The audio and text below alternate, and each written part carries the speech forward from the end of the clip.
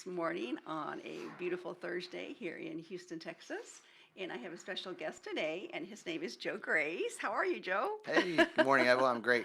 Thank you for Good, having me good. today. Yeah, absolutely. Well, very glad to have you here. And I've known Joe for a few years, and some of you may or may not know, and you can check on our website, advocatesofhealthyminds.org, that we do work with veterans and first responders and so on. And so Joe's been wonderful to work together with us and help us learn several different things about veterans. And so, Joe, tell us all about yourself. Tell us your background. Well, just say good morning to everyone again. If I told y'all my story, we'd be longer than 30 Yeah. minutes. But I've been an Army chaplain for about 12 years, and before that, I was enlisted in the military right out of high school. Dropped out of college, joined the military, was a combat engineer, and then I got out of the military and got my bachelor's degree and seminary degree. And it was during seminary that I felt a call to ministry. But during about a year after seminary started, I felt a call to the Army chaplaincy. So it took me about 9 years from the time I knew I was called to actually be an Army chaplain. You have to have a good amount of pastoral experience. The Army requires you to have 2 years. So I had to do that, and then I did a year of CPE, clinical pastoral education, which really helped transform my ministry style to be one of just I got rid of all of the codependency I had in my life of why I wanted to minister and how I wanted to be a blessing to other people. So through all that, that opened up the doors for me to be an Army chaplain, which is a whole other story. It took me 4 attempts to become an Army chaplain, even though I knew and still believe that God would call me to this, and this is what I was born to do. That doesn't mean in life things always go the way you want them to go, the way they're planned to go. So you always have to keep trying, never give up. So a little lesson right there right away, just to never give up Right. no matter what. If you have a dream, a vision, or goal, just keep knocking, not just keep doing it. The only way you are a failure is not getting back up. So from there, I became a chaplain. I served in Iraq in 2007 and 8 with the Combat Engineer Unit out of Watertown, New York. So shout out to all you Liberty Sappers who are still on. We were just talking about that before the show started about staying connected with your battle buddies. So other missions I've done, I did a year at Fort Knox as a basic training chaplain. So shout out to all my BCT battle buddies. And then I did a year at Fort Sam Houston with a community-based warrior transition unit. So that's where I got some medical experience with helping with soldiers with PTSD that were community-based. So they were warriors in transition that were either reservists or they were terminal, so they were allowed to be back with their families. And we traveled regionally to do quarterly meetings with them, give them some training, and I was able to be there to be chaplain support. So that was a really rich time of ministry and military service for me. From then, I've just been in a reserve chaplain, and during that time, I also started working in a hospital. So I worked in a hospital as a hospital chaplain about 5 years. And during that time is when Evelyn and I met through Fort Bend Friends and Neighbors and my mom. And it all started. This is a funny story how we very first We met met. face to face when I was invited to be the guest speaker at was it America? What was the name of that speech we did? Do you remember? Oh gosh. At But the anyway, Fort Bend Friends and it Neighbors was meeting. Yeah. we're supposed to be Al Green was supposed to be appear there, and Right. he couldn't be there. But they had arranged for me. She had arranged for me to get a flag from the congressman, but Al Green couldn't be there. So Right. Pete Olson came, and I know Pete Olson very well, and one of his staff members. Christian, who and I served in Right. a reserve unit together. So long story short, Pete Olson was there. He introduced me. I got to meet him, and we took a picture together. And the cool thing of all is, so I say I'm a uniter, not a divider, because I was able to get a congressional citation from Al Green, but presented to me by Pete Olson. So I'm a uniter, not a divider. So I was able to Right. bring the Democratic and Republican parties together, at least for one moment. So I'm pretty proud That's of that, right. especially as things are still divided as it is today. So that's kind of I do bring us up to remember speed. that now. You're right. And Absolutely. so that was pretty cool. That was my first time actually speaking in public, talking about my deployment to Iraq. So it was just an awesome experience. And from there, Evelyn and I have worked together doing Reboot Recovery, and that led to me doing my own radio show. So I'm also doing a radio show here on Tuesdays called Go with Grace. So it's good to be here with you guys and be here with Evelyn. So. And that's 2:30 to 2:30 to 3:30 on on Tuesdays, Tuesdays, so live at gqradio.com. right, right. And so he does a wonderful show too. So Yes. tune in and hear him also. Yes. So, and of course today, since I do know you so well and know your background, then our topic today is about PTSD, mental health issues with our veterans and with our active military.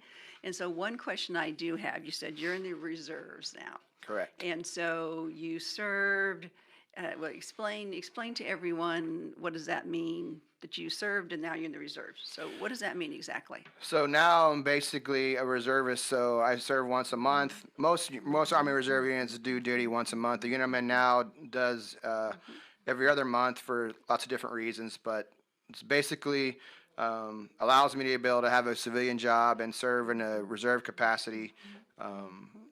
So that's what I'm doing now. I've been a reservist during that time. The whole 12 years, I've been a reserve Army chaplain with mobilizations at different times when I was mobilized. So those were times when I was on active duty. But during that whole time, I've been a reserve chaplain. So some of the unique challenges and benefits, you don't always have the same benefits, but being a reservist allows you to tap into TRICARE Reserve Select, which is a great medical benefit for your family. So that's one of the biggest benefits. And I tell people, you do a lot of work for the amount of time and money you get paid for. I mean, when we do a drill weekend, it's typically 2 days, but the military is actually paying us for 4 days of work. So 1 day is actually on the training schedule is the amount of work that you would normally do on active duty for 2 days. So we get paid for, it's called a MUTA 4. So we're getting paid for 4 days, but we're jamming that into 2 days worth of work. So it can be a bit hectic. And what is the purpose of our reserves? our reserve force is to be, we're the ready reserve, so we stand ready to deploy and defend the Constitution and serve our country's interests around the world at any time. And it used to be where the reserves weren't as active, but now because of the drawdown we had a couple years ago, we're more of a ready reserve where we're all required to be ready to go at a moment's notice. We have to maintain our physical fitness, our medical records, and all of our things need to be in order because any unit can be deployed in usually a rotation cycle is 2 to 3 years for a reserve unit depending on their status, but really we're supposed to maintain our physical fitness, spiritual fitness, and medical readiness to be able to deploy in 30 to 90 days. So that doesn't usually happen, but that's the standard we have because the op-tempo we've had regularly. So we've really become a lot more professional, and we can work closely with active duty, where before Iraq and Afghanistan, that really was a challenge where the reservists had a hard time integrating with active duty component. We would serve together, but that's really not the way it is now. So it's really changed, and it's been helpful to have successful missions where the reserves can integrate themselves with the active duty component and work well together. So that's a little bit change in the last 10 years or so. Interesting, yeah, because I know a lot of people don't understand. I mean, we know reserves, obviously you're in reserve ready to go, Right. When you need to. So, and what is happening in the next few months? Where are you going to be going? Oh, well. Not too shortly from now, my unit and I are going to be deployed to Kuwait in the next couple of months. So I can't go into a lot of specifics, but yeah, I'm going to be deployed soon to Kuwait, and I'm excited about it. It's an opportunity I've been looking for a long time. I haven't deployed since 2008, so I'm looking forward to it. I have a great team, myself and a handful of other people make up my team, and we had a week of training last month in January, and it was really great. I tell people, I said, every unit is a little bit different, and some units are a little more fun to serve with than others, and some are more of a challenge depending on the kind of staff you work with and who your commander and your sergeant major are. But I've been blessed to have great units I've served with. But this particular unit I'm with now is a small unit, and every one of us are excited about our mission. We get along well, and last January was the first time all of us were together, and we had a great time. We were cutting up and having fun, but being professional at the same time. It's like, yeah, it's going to be a good mission. It's going to be a good mobilization. I'm excited about it, and God's brought us together just at the right time for this time and place. And for me, as a person of faith and as a chaplain, I'm excited because I know that just like my first Absolutely. deployment, I was put into places literally at the right the moment in time for that mission. I believe the same thing for this one. So that's Absolutely. And the sometimes big the thing coming timing up for is me. So there. my 2020 and half of 2021 is all blocked out for. I know what I'm going to be doing for a couple of months. That's right. I know your family's So you going can to ask me miss what's you. going on Yeah. in the rest of 2020 and the first part of 21. I can tell you, Yeah. I'm not available. That's right. Only to all the military in Right. Kuwait. Place here in Houston, yeah, I will not be available. Exactly. Exactly. I know your family's going to miss you, but thank you as Yes. always for your Thank you. service, and we appreciate you, of course, all of you. Yes.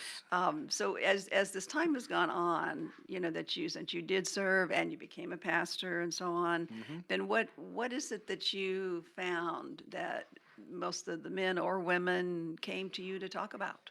Oh, What were lots of some of different the things, but issues? as far as since we're talking about mental health in the military today, the biggest thing for me is just being someone can talk to. For me, my ministry style is the relational ministry. Like some people say, or believe, or are bent toward being a theologian and or writing about theology and being an apologist, where you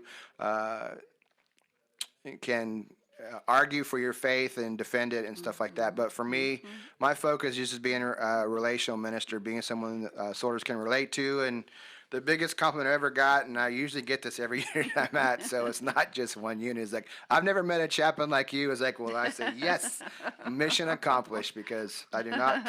I learned the hard way through several years before I became a chaplain of trying to be like everyone else or trying to copy what somebody else was doing. But when I really got in touch with my own identity and what God wanted me to do, that's where I found the most amount of power and significance was being myself. And so they tell me, like, I've never met a chaplain like you, and I'm glad to hear that, because I have a story that God's given me, and I share it when I have an opportunity, and just try to be a blessing to people and be an open ear and provide a hug, some love, and some prayers at the right time, and God's used me in powerful ways. But specifically regards to mental health, I mean, the military, we're all about mind, body, spirit, spiritual fitness, physical fitness, mental fitness. And I think there's important aspects of all of that. Obviously, as a chaplain, I focus on spiritual fitness, but you have to be physically fit and mentally fit, where you have to have a strong mind, body, and soul, and all those things work together. I like to imagine a three-pronged stool, and if you don't continually maintain the health and the strength of all three of those legs, then you're not going to be able to have a firm foundation, and you'll fall on your butt. Literally. So they're all important.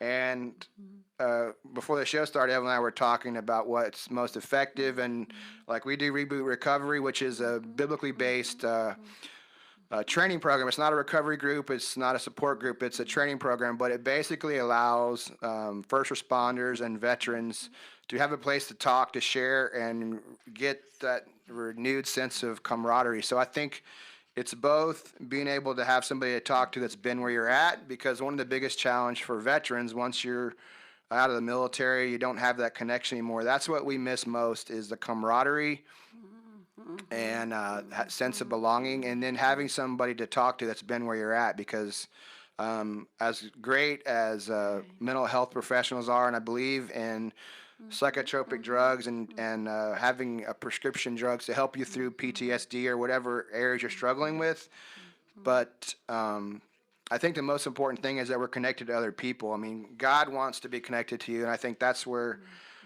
the ultimate sorts of healing is being in touch with God and His love for you and forgiveness, and that's kind of what Reboot Recovery is about. But just that sense of camaraderie is so important, especially after serving in the military. And before I forget, the station owner Marcella wanted us, and this is actually a new season for GQ Radio. So all the new shows are starting a new season. So like I did my show on Tuesday, and my episode was season 2, episode 1. So We want to focus on doing more shout outs to people locally. So I want to give a shout out to Operation Yellowbird. I wore my jersey, and I have to show you the And back that's a very, very the flashy the best shirt. part of my jersey is the back. So Grand dude. grand dude. That's so. One of the things we do is in the military, you always get a nickname. You can't get like a day through basic training without the drill sergeants give you a nickname, and so that's what the best nickname I have right now is Grand Dude. Right. As And I'm that sure you- is a very flashy shirt for sure.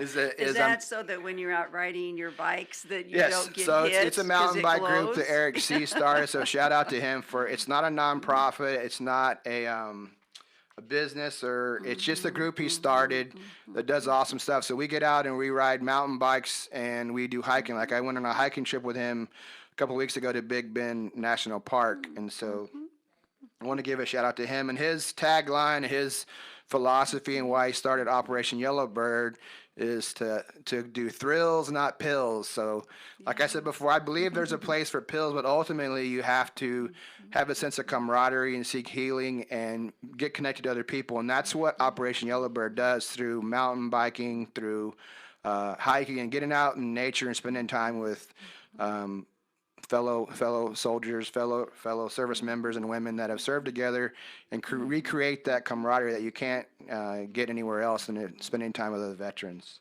Now, if I'm a veteran, if I wanted to come and do this also, how would I find out more about Yellowbird? They're easy to find on Facebook, so just go on Facebook and enter Operation Yellowbird, and you'll find it with a little yellow bird. Where's the logo right right here? there. Look for this yellow bird. And if you can't find it there, then contact me at joe@gkradio.com, and I can connect you to Eric. And we welcome other people that aren't veterans in our group. So we do a ride once a month called a Critical Mass in Houston. So we have other people come out that aren't veterans, but we really want to reach out to people that are veterans, especially if you don't have a connection anywhere right now, or you need to find that connection. And one of the things I heard Eric talk about, which I included in a chapter I'm writing for a book right now, this idea of being a couch camper. So we were going camping in Big Bend, and he put on the site about don't be a couch camper. So it was like there's lots of couch campers out there, and sometimes we find ourselves there because we feel like we don't have a purpose or a place, or anybody cares. We feel like we don't have any hope, or we're alone. But that's really not true. So and that's where the mental part of it comes in, and the thinking on our mind, where we tell ourselves. And a lot of times we tell ourselves lies.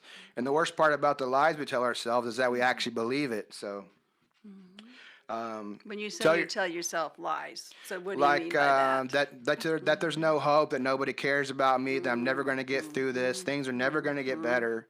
And I think there's a technical term called that catastrophizing, where no matter what your situation is, you try to you make it worse. So but what we encourage you to do, what I encourage you to do, and I know Eric would say the same thing, is to get off your butt, get off the couch, and don't be a couch camper, and come out and spend some time with us.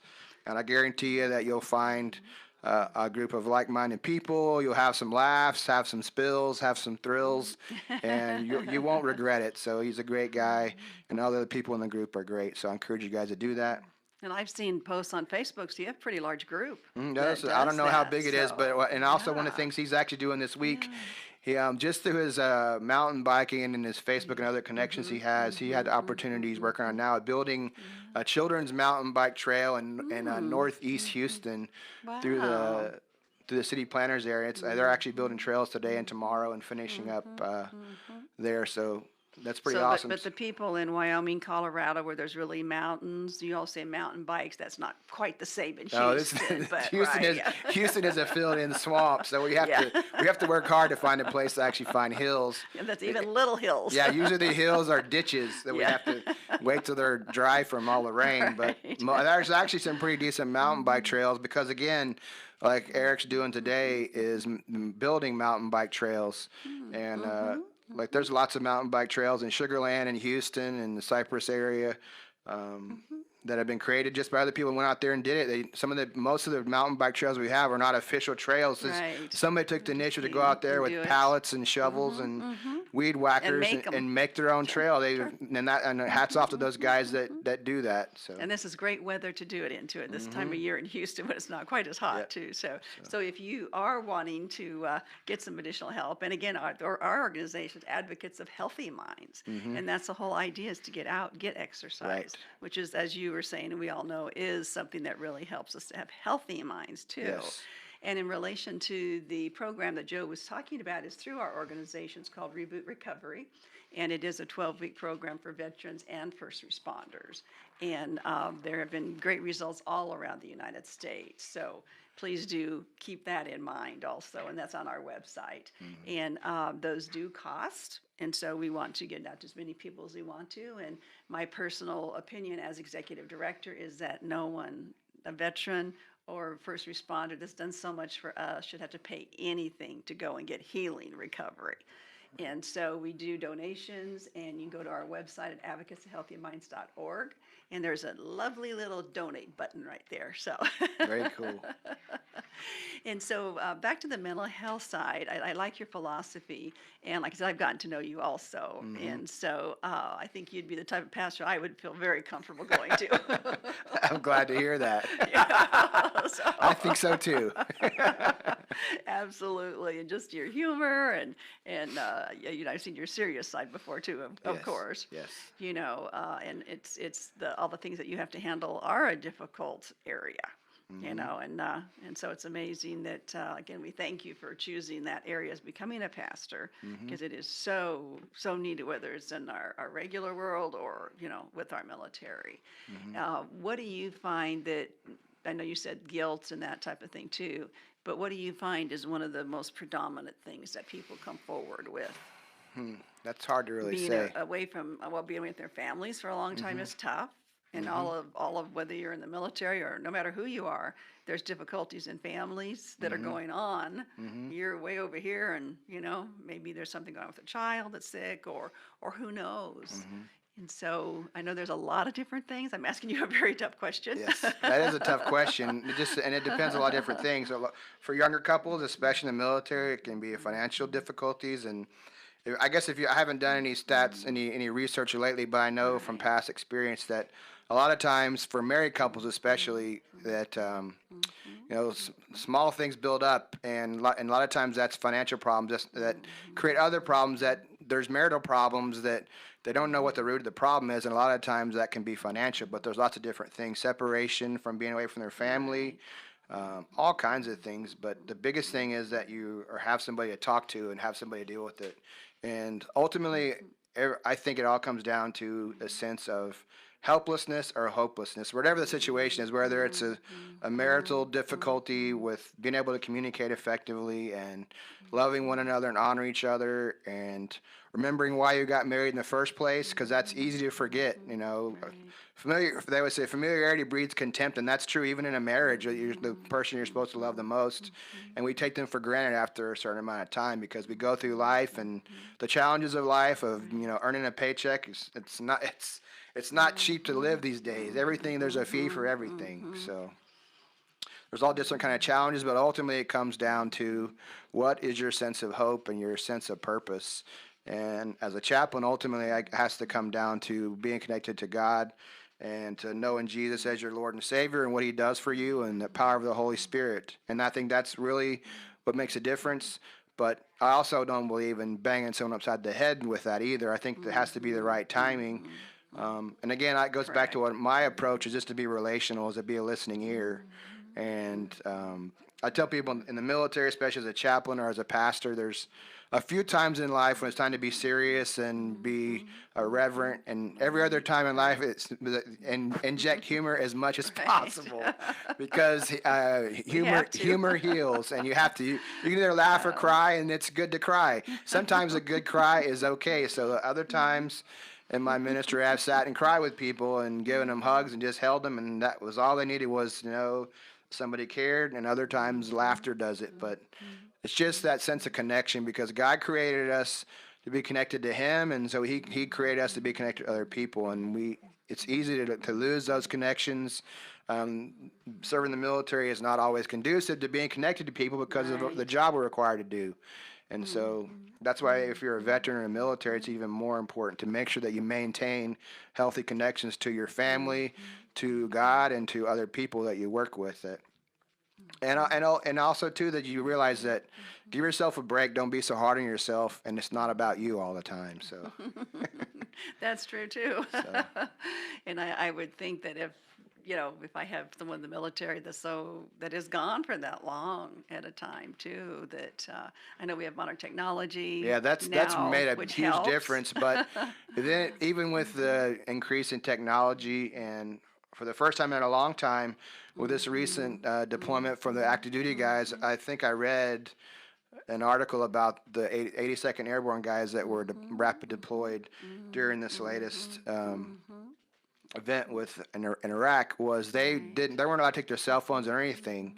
There's lots of different reasons why for operational security, but ultimately they weren't allowed to take their cell phones. And nowadays, because we're so connected to our Yes. smartphones, our Facebook, or all our social media, that it actually creates anxiety.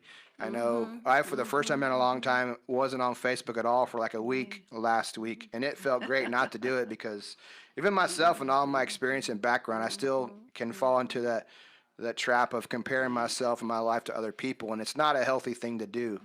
But for example, I'm sure that created a lot of anxiety, even if they were prepared for it or not, to say, okay, you don't have your cell phone. And so that creates a lot of anxiety, not being able to be connected to other people that way, because you have no way to communicate. And then you're back to, 1970s, 80s technology where you have to find a payphone. And those don't even exist anymore. And then you put your family in that situation, how much more anxious they are, because they're used to be able to contact you and know they're okay, because you can reach out and ping them, or you can see on your cell phone with technology, with Live 360, you can see where they are all the time. Take all those things away, and that creates a lot of anxiety. So with this particular group, like the 82nd Airborne that was just left not too long ago, then if they want to talk to a loved one, if emergency comes up, how do you get in touch with them? In the situation they're in, probably through their unit, because active duty has systems in place for their family to be able to communicate, and ultimately, if it's an emergency, you go through the Red Cross. But they have technology and systems once they're in theater for them to be able to reach back and touch their family. But the bottom line is that it just creates a lot of anxiety, and to be prepared for that, and to be patient with one another. And I always tell people in that situation that no news is good news, and don't watch the news, because anxiety. So stop watching the news, especially if you have a loved one downrange. Don't watch the news. No, because your loved one may be hundreds of miles away Right. from that even, Yep. Yep. and sometimes. And if something really does happen, someone will reach out to you and let you know. So, yes. So we have a couple minutes left is all. This went fast. Yes. I knew it would. There's so much. This is, like I said, kind of a big topic. We probably could have Right. talked for several hours. Yes, definitely. So if you are listeners that are out there right now that have a loved one that has been deployed, or and it can be a woman or a man now too. And I know children are in school right now wondering and worried if mom and dad are going to come back, that type of thing. And so of course obviously we have children that are affected too, Right. with anxiety and that type of thing. So what would you say to those families if you were being a pastor to them? What would you say to them today as we end? Well, again, that's a really broad question, but it really depends on if you're on active duty. There's systems in place. There's a chapel in every installation to take your children to and take your family to have someone to talk to through the chaplain corps, or all kinds of resources, and to be connected to your community. Outside of that, again, it just comes back to being connected to your community, your family members, your support group, and even in the reserves, we have family readiness groups that we can stay connected to, and so that again, it goes back to not feeling like you're alone, that you're in a shared experience when you have connected to other family members, spouses, moms and dads and brothers and sisters, and children that need to know that everything's going to be okay. And that you're not alone, and they are Right. there for you. And There's don't always be, a system of support somewhere with, and in the just since I don't know exact numbers, but just in the last 10 years since 9/11, there's been a lot of veterans-owned businesses and outreach groups that and nonprofits that have Right. started because America loves our veterans. That's the one thing I say, and especially here in Texas, we really love veterans. Yes. So Yes, we do. there again, it all comes back to knowing that there's no hopeless situation. You're not alone, but the enemy tries to lie to us and tell us that this is a hopeless situation, that things are never going to get better. But you cannot believe that. You have to believe in hope, and there's somewhere out there for you to find help. You may take some digging, some phone calling, some asking around, but that just goes back to never giving up and never quitting. And And I think like what we've talked about this whole time too is don't be shy to reach out to right, people. exactly. If you're having a People hard time, you're do struggling, want reach to be out. there for Don't you. don't suffer Yes. alone. That's a big thing. Don't suffer alone, because I guarantee you, somewhere out there is someone that cares about you and loves you and prays for you. And I tell people on my show every day that I care about you, I love you, and I pray for you. And they say, Yes. I'm sure that people that listen. Yeah. Because our radio station is internet based and it goes around the world. Like, how in the world can you pray for me? You don't even know who I am, my name, or if I'm even listening, or I'm listening to a rebroadcast. That's because I know the God I serve, and He cares about you and He loves you. And I invite them to email me and contact me with their prayer requests. But the bottom line is that somewhere out there, there is someone that cares about you and wants to be connected to you. And there's resources out there. There's groups out there that will help you. It just sometimes takes more work, but don't give up. Right. So no matter what you're going Absolutely. through, there's hope, and just keep reaching out. And if that doesn't work, then contact me or Evelyn, and we'll get you connected to someone that can That's help. right. So Right. And we do have some wonderful if resources. nothing else, I in have a Houston, smartphone with a too. phone Yeah. number, and I have a good listening ear. So Yeah. you have no excuse to continue to suffer alone. That's right. And also, one last thing is that for all the active military in the area, do not forget we have the USO here too. Yes, Armed the Service USO Military Organization. Source One is an internet website. They have great contacts. They have actually telephone counseling, and you can chat, and you can video counseling, and they can set you up with one-on-one, face-to-face counseling too. So, like I said, there's all kinds of resources, and I don't want to start naming the ones and leave out somebody. So, again, I just encourage you to just not give up and keep trying and reaching out to find out that find the connection that's most meaningful for you. That means that, again, it goes back to realizing that your situation is not hopeless and not giving up. The first person you contact may not be helpful, and not everybody connects to different people different ways. So just don't give up. You use that Right. And resource for whatever keep- it can be, keep and then trying. keep reaching out to Yep, find that connection that absolutely. is meaningful for you, and you will find it. It sometimes takes more effort than other times, but again, keep trying, and you will find the connection that And lastly, God has for you. That's exactly. And so lastly, please understand also that people do like to help each other. We really do. It's Yes. not an ego thing by any means. Absolutely. It's really what we're all about is helping each other. Right. So thank you again for tuning in to Advocates of Healthy Minds with Evelyn and also Joe Grace. So glad to have you here and have a great day. Great to see you guys. Thanks for having me, Evelyn. You're welcome.